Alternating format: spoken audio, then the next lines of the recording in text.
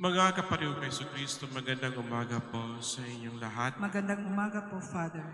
Kahapon pinagnilayan natin na kailangan nating maglakad na may layunin na maging katulad ng Diyos o maging kawangis ng Diyos sa pamagitan ng pangaral at ng pagpapahayag ng mabuting balita ng kanyang pinakamamahal na anak na ating Panginoong Jesucristo. Alam natin na upang maging kawangis tayo ng Diyos, kailangan natin ng kabutihan sa ating kalooban. Dahil tayo ay nilikha ng Diyos na kawangis niya na ayon sa kanyang kabutihan, na ayon sa kanyang pagmamahal.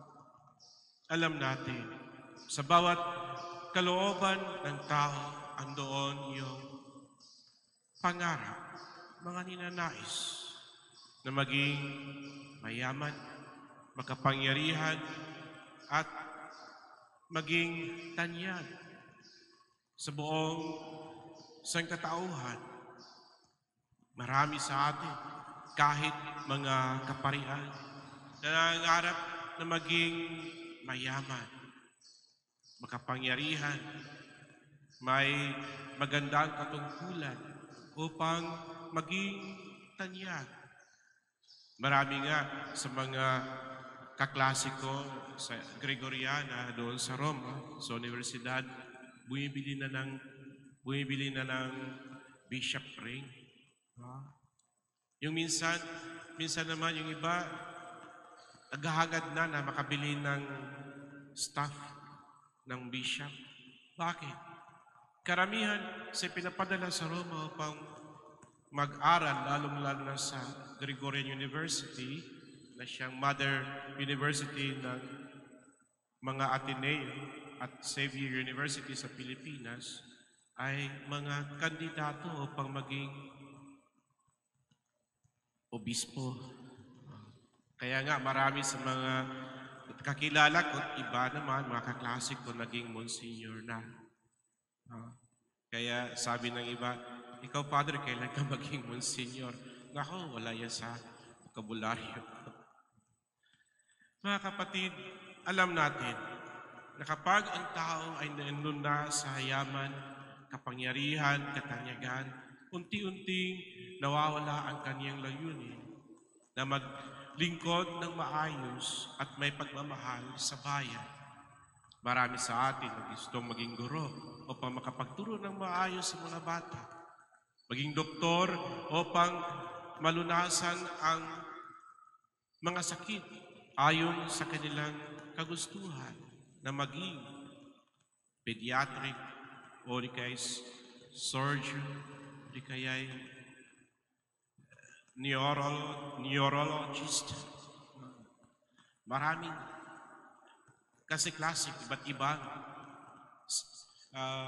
aspekto ng pagdudoktor. May mga engineer din na gustong gumawa ng magaganda at matatayog ng mga gusali. Lahat tayo, kahit sabihin natin mga magsasaka na nag-aaral ng agricultural engineer. Mayroon akong kaibigan sa Brazil upang mabigyan ng maayos na pananim at maging maayos din ang buhay ng mga kasamahan niya sa komunidad. Ngunit, batid natin, para bang unti-unting nawawala ang layuning iyon, kaya makagawa tayo ng mabuti.